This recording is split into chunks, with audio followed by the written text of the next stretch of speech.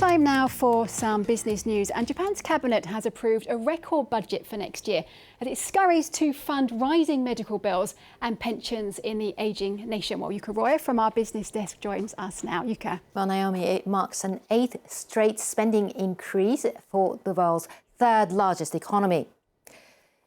The budget for the next fiscal year totals about $940 billion, an increase of 1.2% on the current year. Prime Minister Shinzo Abe's government has prioritised growth over fiscal reform, but it also needs to manage the heaviest public debt burden in the industrial world, standing at well over 200% of its GDP.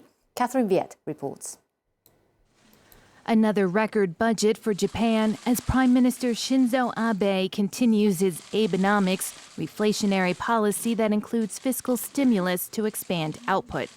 Government spending is set to hit nearly 103 trillion yen, or almost $940 billion. That's an increase of 1.2% over last year. One of the biggest areas of outlay, Social Security programs. Faced with an aging population, spending for medical and pension payments are rising, making up 57% of the budget. Defense spending, too, has hit a record high as Japan confronts military buildups in China and North Korea. We need to enhance our defense ability to handle the security environment. At the same time, we also need to have an appropriate control over the defense expenditures. So we will strive to make it more efficient. The government is counting on economic growth to boost tax revenues and help finance the public debt, one of the highest in the world.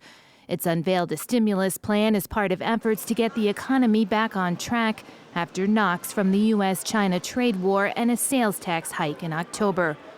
The finance ministry is projecting the deficit will fall to 2.9% against GDP in 2020, compared to 3.4% in 2019. But many economists say that forecast is too optimistic.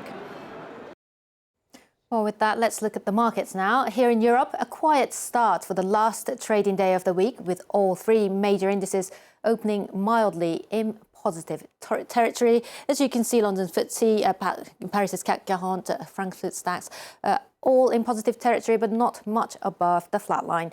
Asian shares were mixed this Friday, with Tokyo's Nikkei finishing in the red by a fifth of a percentage point. South Korea's Kospi up 1/3%. The US House of Representatives has overwhelmingly approved a new North American trade deal, paving the way for its ratification. Legislation to implement the USMCA was passed by a vote of 385 to 41. The pact was first agreed in September of last year to replace the 1994 NAFTA, which Donald Trump abandoned.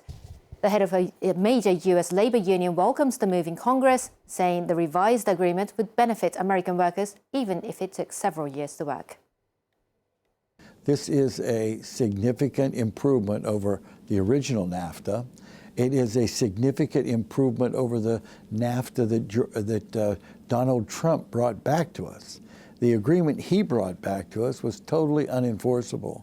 It would have been a little tweaking of the old NAFTA. We reversed the bad things to the environment that were in that first agreement, and we came back with an agreement that is enforceable by workers themselves. The British Finance Ministry is expected to announce the next governor of the Bank of England later today. According to several media reports, Andrew Bailey, the central bank's former deputy governor, is set to be named to replace Mark Carney, who will step down on the 31st of January. The 60-year-old had worked for 3 decades at the Bank of England before taking the helm at the Financial Conduct Authority, and is regarded as one of the city's most experienced financial regulators. And finally from me, Starbucks has agreed to pay thousands of dollars in restitution to its workers in New York City to settle a legal probe into its sick leave policy. The coffee chain violated a local law by making staff find substitutes when they called in sick or face possible firing. As part of the settlement, the company has changed the policy and agreed to set up a restitution fund worth $176,000 for employees, a sum that could grow if exhausted. In January last year, Starbucks adopted a nationwide policy in the US, granting employees 1 hour of sick leave for every 30 hours worked. That's it for business for now. Yuka, thank you. Yuka Roya from our business desk.